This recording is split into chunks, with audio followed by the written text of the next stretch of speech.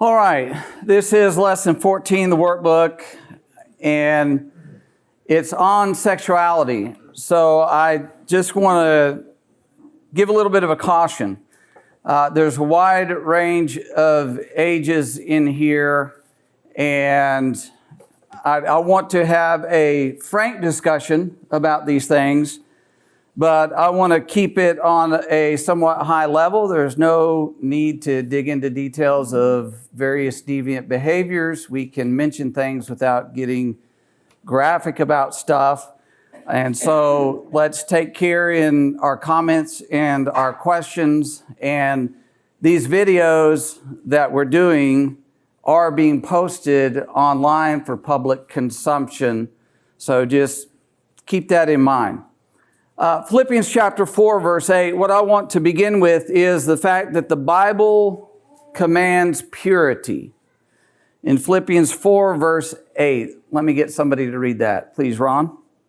Finally, brethren, whatever things are true, whatever things are noble, whatever things are just, whatever things are pure, whatever things are lovely, whatever things are of good report, if there is any virtue, and if there is anything praiseworthy, meditate on these things. Okay. So having that mind focused on things that are pure. Why would the Bible address the mind and thinking on these things, meditating, having these things turn over in your head? Ron? Well, the scriptures tell us that as a man thinks in his heart or his mind, so is he. So the essence of who we are and what we do is predicated on the thoughts that we harbor in our minds. Yes, exactly. The essence of who we are is that mind that directs our words and our actions in life. And so we guard that heart with all diligence, as a proverb writer talks about. And God, how did God make us in Genesis chapter 1? How did He make humanity? We are made after His image. Okay. And so when we see God, we know that there is intellect, there is will, there's a determination and power that we fulfill of those things. You know, we have a conscience, as He tells us, that we need to guard and protect. So we are encompassed of the nature of God. Yes, being made in His image and having those characteristics, those qualities that are related to Him. When He made man and woman, and really when He made all of creation, at the end of Genesis 1, what condition was man and really all of creation? When He looked on all of it, He saw that it was good. In other words, He made us pure. He made us in His image, in His likeness, and so He made us pure. He made us to be pure. And so the Bible directs us and commands us to be pure and upright. In 1 Peter chapter 1, 1 Peter 1,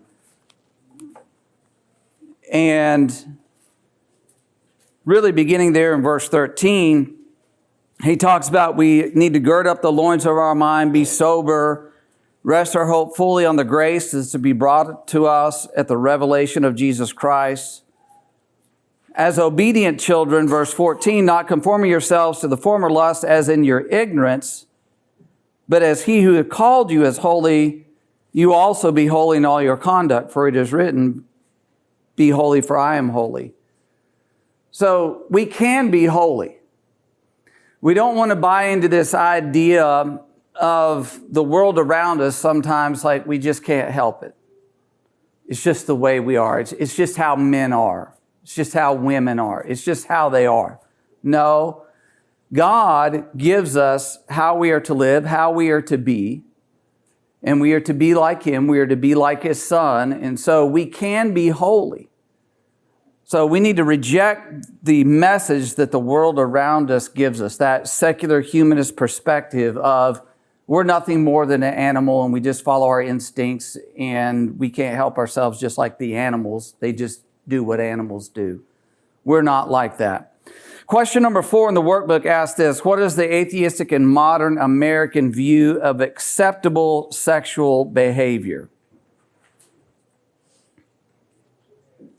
How does the world see sexual behavior? Sandy? Whatever you want, whatever you want to do goes. Our culture is saturated and is bombarding all of us with immorality. The workbook, it seemed to me he was emphasizing children, how it's affecting our children, and that is true, and we need to be cognizant of that, but it's bombarding all of us, and none of us are immune to these influences that are in the world around us. And so the world is constantly sending this message, and sending a message of impurity of thought in one thing. Impurity of thought in pornography, impurity of thought in immodesty, putting the body on display that stirs up lustful thoughts. You look at TV shows and movies, and even if it's not explicit, overt sexual activity, very often there's implied sexual activity, as the workbook talked about. It's implied in there, and what it's doing is normalizing that behavior. Well, everybody does that kind of thing.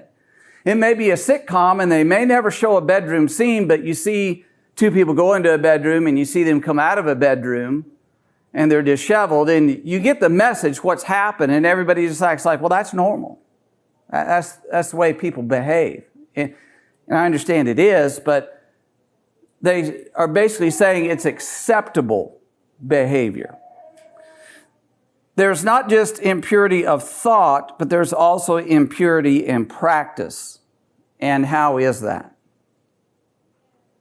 What are things people do? And I don't want to be graphic, but what's the common habit or practice of our society? We call it the hookup culture. I mean, it's a one-time done deal type of thing. Yeah, that's very prevalent right now in our culture, that people will just, especially online, they'll just connect with each other, they'll meet up, they'll have a sexual encounter, and they'll never see each other again. And just one after the other after the other. There's also the concept of living together. That's widely accepted. And we've talked about that before in this class. But it was interesting to me how in the workbook it talked about, and I forget who it was that gave this definition, but the definition of a pornographic culture is not necessarily a culture where that material is distributed, but where what's depicted in that material is practiced. And I say we're there in our modern culture. And so we live in a world where we're surrounded by all of this impurity, all this sexual immorality. And we have to be on guard about that. And of course, it impacts people. It impacts people the way they think. It objectifies people, that they are something that is just to be used for your own personal gratification, your own satisfaction. It has the effect on the mind of just, I want to do what's going to please me day in and day out. Pure selfishness, if you will. It brings emotional pain. We're going to talk more about that in a little bit. And the lesson noted that this type of hookup culture affects women emotionally more than it does men. I'm not completely sold on that idea, because it affects men, I believe, in a different way than it affects women. Women, it affects in a hurt, where they're hurt, they carry this baggage and emotions. Men, it makes them callous. It makes them harden. They objectify women then in this. And so there's problems for men and women in this type of environment and practicing those kinds of things. So question number 8 had asked, how effective is TV, and I'll add the internet, as an educator of sexual mores, or morality? How effective is it? Carrie? It's highly effective, and it kind of desensitizes people to what the purpose is of such a matter. It's not, they just make it casual. Okay, so I'm guessing some of us here have parents or grandparents, or if they've passed on, at least when they were living, if they saw two men being romantic on TV, they would have thrown a hammer or a brick through the TV. But now it's in commercials, it's in nearly every show, it's even in the shows that are kind of documentaries like home improvement shows and things like that, or house hunting shows. It's just like, that's just a part of our society. Now, I think they over-exaggerate how much a part of our society it is. But it's there, and it's to normalize or to desensitize us to that kind of behavior. So it is very influential, very effective, the media is. And so we have to be very cautious about what it is we are exposing ourselves to. Joyce? Well, they discrimination all the time, and stuff, even people. Yes, that's been the scream, that's the mantra. You're discriminating between homosexuals and all of this stuff. And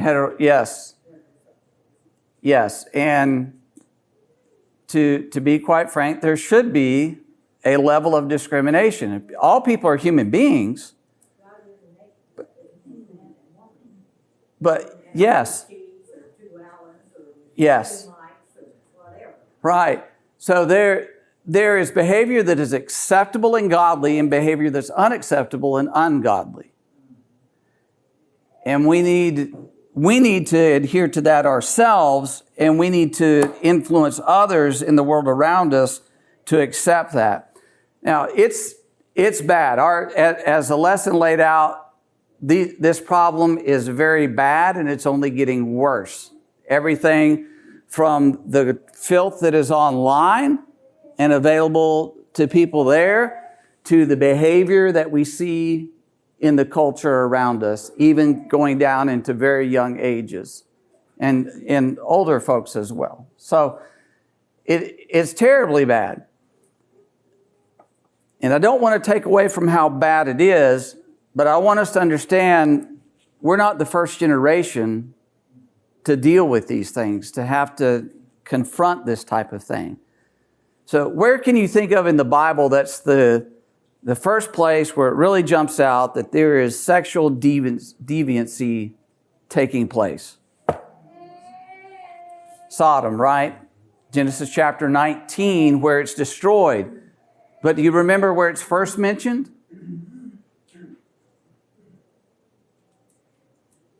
Genesis 19 is not it. Zach? Lamech?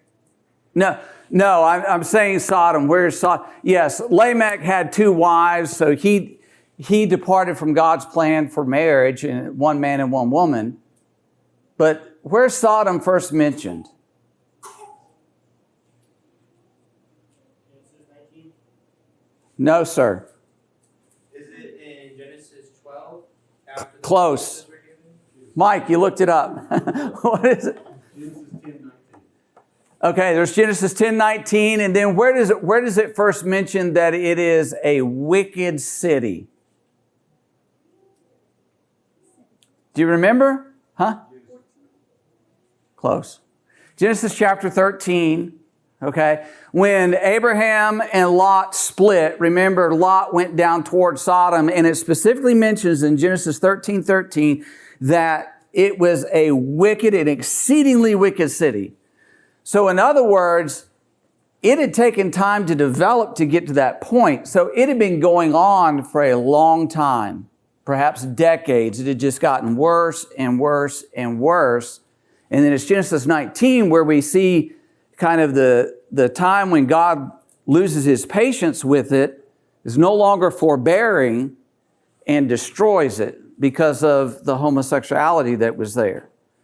So Abraham, Lot, we know, living there, it said in 2 Peter chapter 2 that it vexed his soul daily with the wickedness that was around him. Our souls are vexed. I hope our souls are vexed by our culture. So I just want us to understand we're not the first ones to deal with it. Leviticus 18, Leviticus 19. We're not going to read through this. The lesson mentioned a couple of passages out of here. Leviticus 18, Leviticus 20. And this is where the law of Moses goes in and it deals with, okay, a man cannot have his father's wife and can't marry a woman and her sister and can't do this and can't do that and can't be with other men and can't be with animals and all those kinds of things. But what that is reflecting for us is it was a problem. God had to regulate that behavior because there were people who were inclined to say it's okay. And so he says, no, this is not acceptable behavior. So it was a problem in that ancient culture. Mike? Do you think that was because they were coming out of Egypt and maybe Egypt had those sins kind of going on? I think personally it's more about you're getting ready to go up toward Canaan and those people are completely rotten. Remember that the sins of the Canaanites had not been filled up in Abraham's day, but by the time you have the children of Israel coming out of Egypt, their sins had filled up and God said, I'm done with them. And he's exercising judgment with Israel going up and going in and driving them out of the land, getting rid of idolatry. And so they were going to go up there and some of that was going to be around. So he has to tell them, you can't do that.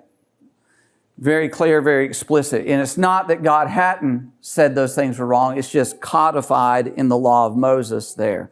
So 1 Samuel chapter 2. 1 Samuel 2. And let's please notice verse 22 because this is a judge and a priest's sons involved in this behavior. 1 Samuel 2 verse 22. Who's got that for us? Elijah. Now Eli was very old, and he heard everything his sons did to all Israel, and how they lay with the women who had suffered the door of the tabernacle. Okay, so what would we describe that behavior? What's the label we put on that behavior that those men are involved in? Fornication. Yes, fornication. Okay, and the women come up, and for whatever circumstance they use to sleep with them, they're doing that. And it's showing that their behavior is corrupt, it's unrighteous in the sight of God. Eli heard about that. Of course, we know that Eli didn't restrain his sons, and they end up being killed by the Lord. He's angry with them. But you have that there. You see that come up among the children of Israel. Later, King David's son, his son Amnon, raped his daughter and half-sister of Amnon, Tamar. So that's not a new thing that happens in society. And David had to deal with that and the people around them. And, Absalom, of course, he dealt with it in his way. But then in 1 Kings chapter 11, 1 Kings 11, and we studied this on Sunday, but I just want to remind us of what's mentioned here. 1 Kings 11, verse 5. Who's got this? 1 Kings 11, 5. Jim. For Solomon went after Ashtoreth, the goddess of the Sidonians, and after Milcom, the abomination of the Ammonites. Okay. So this Ashtoreth there, goddess of the Sidonians in particular, and these others would have some of this, but as I understand it, in particular, her worship was sexual immorality. That was a big part of it, that the worshipers would get together and be involved in illicit sexual conduct. And so Solomon's involved in that. And he's promoting that because it goes on to talk about how he builds these altars and things, and he's promoting idolatry in the land. And so Israel was infected with this for a time. And then when you get down to the divided kingdom, there's all the idolatry that's there off and on in the south and constantly in the north. And so they're dealing with all of these types of things. But we want to notice now, as the workbook outlines for us, what the Bible says about sexuality, how God says this is what it needs to be and ought to be. So let's first go to Genesis chapter 1:27. This is on page 113 if you do have a workbook, by the way. Genesis chapter 1, verse 27. And who will read that for us? Genesis 1:27. Carter. So God created man in his own image, in the image of God he created him. Male and female he created them. Okay. And get 28 for us as well, please. And God blessed them, and God said to them, be fruitful and multiply and fill the earth and subdue it, and have dominion over the fish of the sea and over the birds of the heaven and over the living things that move on the earth. Okay. So how did God create man and woman? What does the workbook say about that? Fruitful and multiply, which necessarily means what? Again, not vulgar, but let's just be plain about it. Together. They were sexual beings, right? He created us with that as a part of our nature. The man and the woman come together as husband and wife, and they have offspring. Procreation. That's a part of it. That's a part of who we are and how He made us. And there's nothing wrong with that. That's good. That's healthy. It's part of what He did to bring man and woman together, to bind them together. As you go on in chapter 2, and it gives us more detail about Adam and Eve and the creation of Eve in particular. And then at the end of that chapter, it says, remember in verse 24, Genesis 2:24, therefore a man shall leave his father and mother and be joined to his wife, and they shall become one flesh. Well, that's good for a man and a woman to be one flesh. Let's go to Proverbs chapter 5 to understand that our sexual nature is not solely for the purpose of procreation. In Proverbs chapter 5, we want to read here verses 15 to 20. 15 to 20. Who will grab that for us? Mike, you want to get that? Drink water from your own cistern, and fresh water from your own well. Should your springs be dispersed abroad, springs of water in the streets, let them be yours alone, and not for strangers with you. Let your fountain be blessed, and rejoice in the life of your youth. As a loving hind and a graceful doe, let her breast satisfy you at all times. Be exhilarated always with her love. For why should you, my son, be exhilarated with an adulteress? Embrace the bosom of a foreigner. Okay. A lot of the beginning of Proverbs deals with this issue. He hits on it multiple times through here. But one of the things he's pointing out, first of all, there's a right way in a right context and a wrong way in a wrong context in which to fulfill these desires and to express or exercise that part of your nature as God has created us. But he says that in that relationship between the husband and wife, that the man is to be satisfied with his wife, with her body, be enraptured with her love. That goes beyond procreation. And so it's perfectly acceptable to enjoy that part of the relationship absent of the idea of we're trying to have children. We're trying to have offspring. Totally and perfectly acceptable. Well then, let's notice in Leviticus 20, verses 15 and 16, and we mentioned this a moment ago, but, and I hate to even have to talk about this, but we live in such a deviant culture that this is something that is becoming more and more accepted, if you will.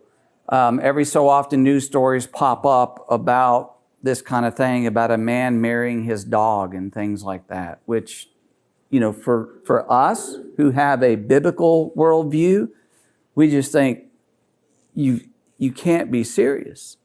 But yes, people actually do that. So Leviticus 20, verses 15 and 16. Who will read that for us? Ron. If a man mates with an animal, he shall surely be put to death, and you shall kill the animal. If a woman approaches any animal and mates with it, you shall kill the woman and the animal. They shall surely be put to death. Their blood is upon them. Okay, so very plain under the law of Moses, and this used to be really the position of the law of the land. I'm not sure there was ever a death penalty associated with it, but there was certainly prison associated with it. That type of behavior just not accepted. So it's between two human beings is the point that the workbook makes. That's what God intends to happen. So question 15 and 16 in the workbook then ask what verses in the Bible, both Old Testament and New Testament, condemn homosexuality. There's some here in Leviticus 20 verse 13 in particular. If a man lies with a male as he lies with a woman, both of them have committed an abomination. They shall surely be put to death. Their blood shall be upon them. That applies to both a man and a woman. Where in the New Testament does it condemn it? Because there are people who want to claim New Testament doesn't condemn homosexuality. Who's got a verse or reference? Steve, I was going to mention, in Romans, the first chapter, there is quite a lengthy discussion about, the abominations and the corruption of man and what they have done, and specifically about, men committing shameful acts and abominable acts, with men and women departing from their natural affection into women lusting after women. Yes. Romans chapter 1 gives, as Ron said, a pretty lengthy discussion about homosexuality in particular, there verses 24 and following, and how that these are people who rejected God, and God then gave them over to follow their debased minds. And by the way, it does describe it as debased. It describes it as vile, which all departures, let's understand this, all departures from God's plan for man in his sexuality is vile. It is unrighteous. It is ungodly. It is debased. It's not holy, so it's debased. But here he describes it in this context of men and of women and homosexuality that was committed in ancient times. And he says all these people are deserving of death. It's not accepted before God. Today, in our time, in my lifetime, I'll say this, in my lifetime, it went from they were in the closet to now they have a month dedicated to them and parades and all that, which it blows my mind. But our children, they've grown up with it, for some of us at least. Maybe some of you have children who are older, maybe my age and your children. Anyways, they're growing up in an environment where homosexuality is just kind of a normal thing. For some of us, it's not. Again, going back to the culture shifting and desensitizing us to things. Other thoughts there? Ron and then Mike and Sandy. As you were describing this, it struck me that what you're discussing with us is a prevailing principle, and that is what God has designed or intended for something to be. Any alteration of that is a perversion. Even in the old laws, we understand the things that were sacred, they had made common and unclean, and God reacted to that. So it's a principle that whenever we alter what God's intended purpose is for something, then we are in that realm of being ungodly, as you described.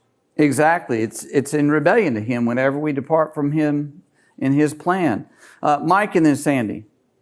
I was going to say 1 Corinthians chapter 6 and verse 9 Mm-hmm. specifically mentions homosexuals. I know in the King James it says uses of themselves with mankind. Right. However, all the contemporary versions in ASV say homosexuals And sodomites. and sodomites, correct. And basically, just to clarify, that's both of those are talking about sexual relationships between two men. One of them is where one is in the role of a man, the other one's in the role of a woman. Go ahead, Mike. So the Bible's pretty detailed.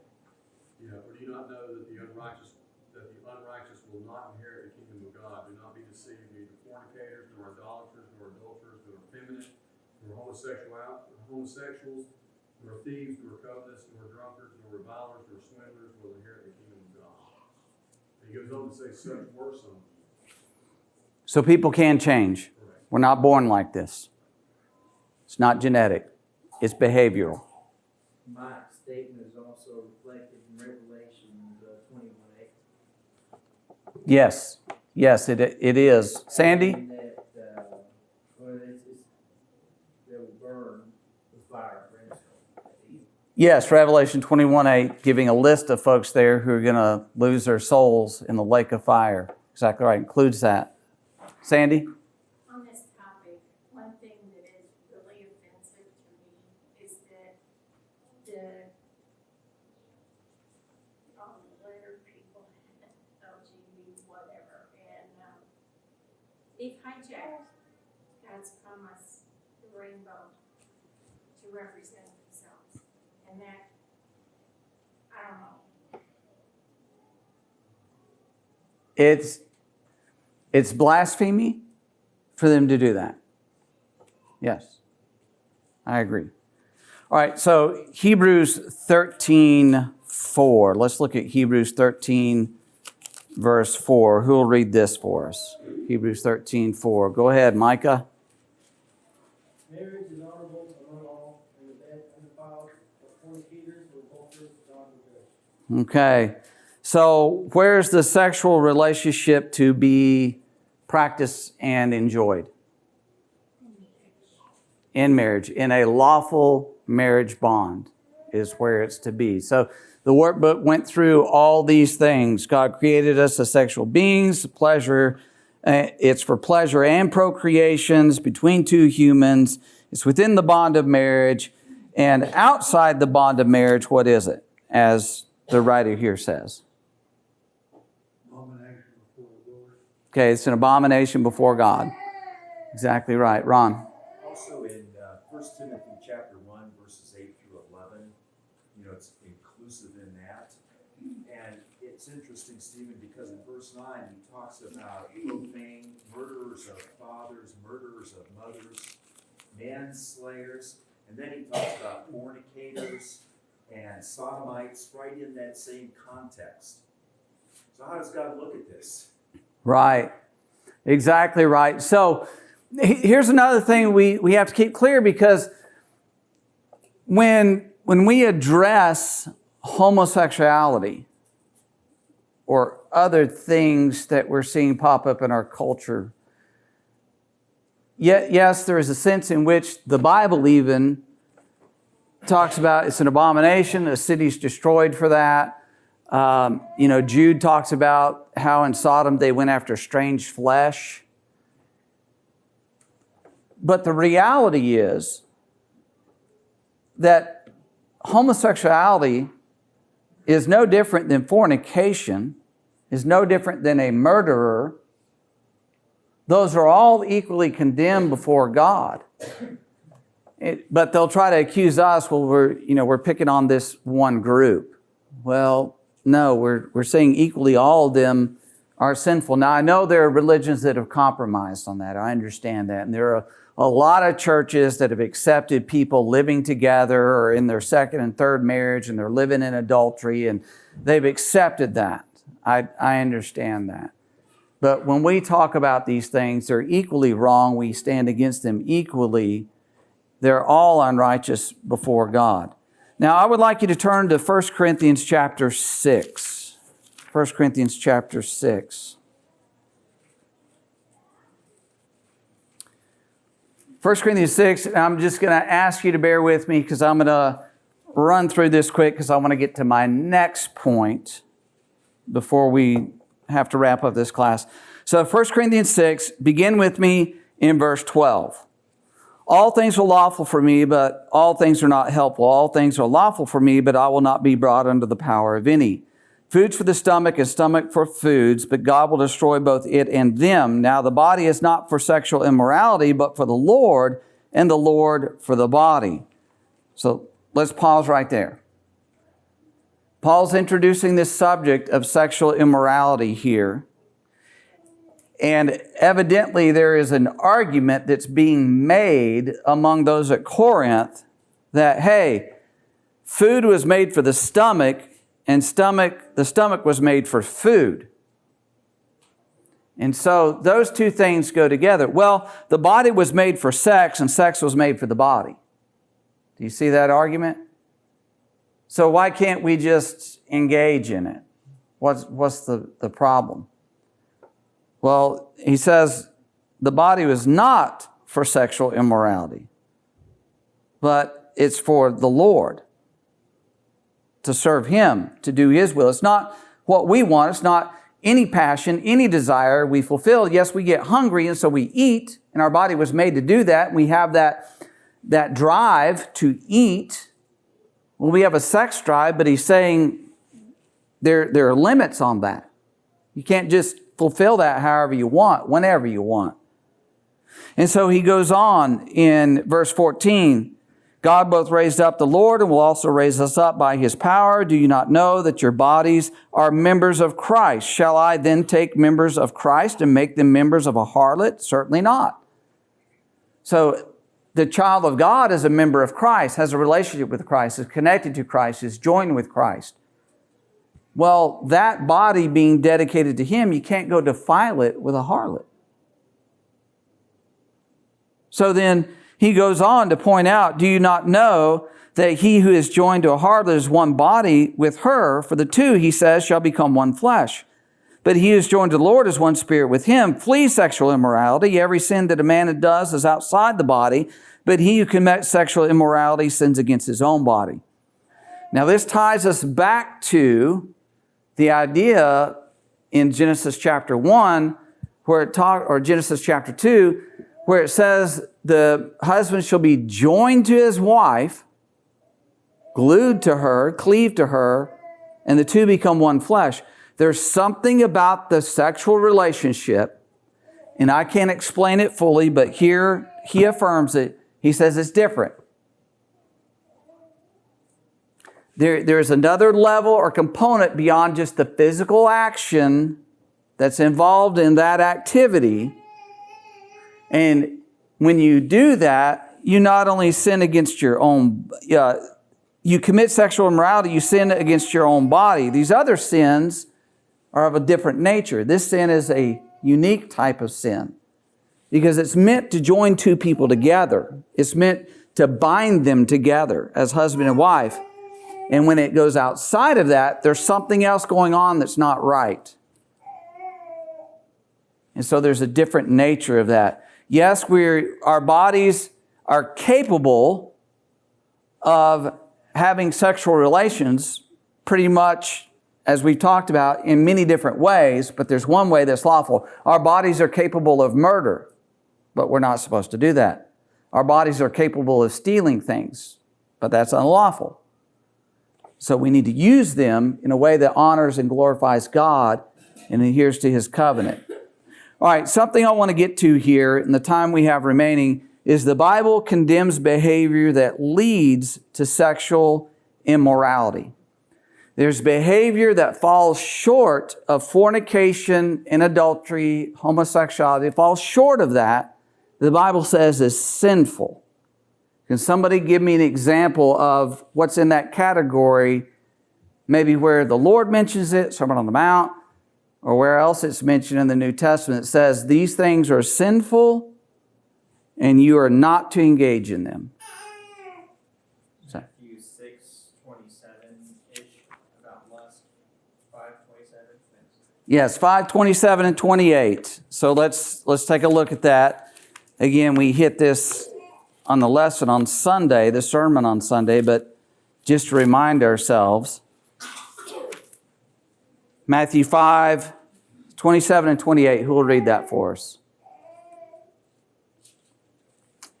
Mike? You have heard it said, you shall not commit adultery, but I say to you that everyone who looks at a woman with lust for her has already committed adultery with her in his heart. Okay. What does our society say about lust? Look, but don't touch. I remember that from when I was very young, that idea, well, it's okay to look, you just can't touch. What does the Lord say? Flee. Flee. But it's not acceptable to look. You can't lust. And this, by the way, is putting the responsibility for that behavior on the man. It's not putting the responsibility in this context right here on the woman. It's the man. He needs to discipline himself, control himself, his thoughts, where his mind is. So don't look, don't lust. Galatians chapter 5. Galatians 5, 19 to 21. Galatians 5, 19 to 21, as he talks about works of the flesh. Who will get that for us? Carter. Now the works of the flesh are evident: sexual immorality, impurity, sensuality, idolatry, sorcery, enmity, strife, jealousy, fits of anger, rivalries, dissensions, divisions, envy, drunkenness, orgies, and other things like these I warn you, as I warned you before, that those who do such things will not inherit the kingdom of God. Okay, so you're going to have to help me out because you're using some odd translation that I don't know what. But the King James, okay, it says works of the flesh are adultery, fornication. I think you had works of the flesh are sexual immorality. And the next two. Impurity and sensuality. Impurity and sensuality. The New King James has uncleanness and lewdness. And you may have various different words that are translated. But the underlying words of that uncleanness and lewdness is what we're talking about here. There are things that are in the sexual realm that are not the act itself, but they open the door for the act. They lead up to, they stir up those passions.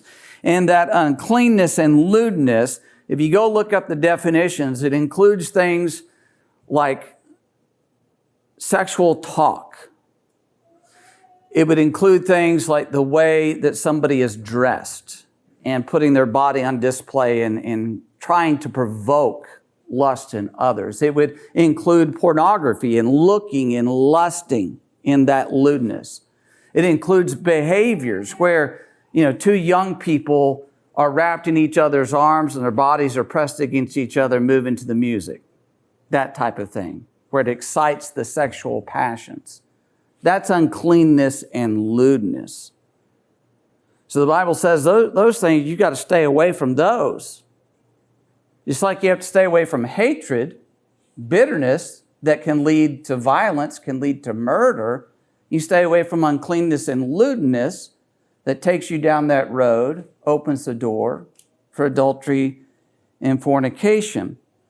And all these things it talks about, of course, provokes the wrath of God. He says here, they'll not inherit the kingdom of God. These are works of the flesh. It's worldly ways. Don't be like the world around you. Now, before we close out, tell me who in the Bible you can think of that failed to discipline himself when a situation arose and he ended up committing sexual immorality. In particular kind. What's that? David. What happened with David? Yes. So 2 Samuel chapter 11, he went out on the rooftop, and what was happening?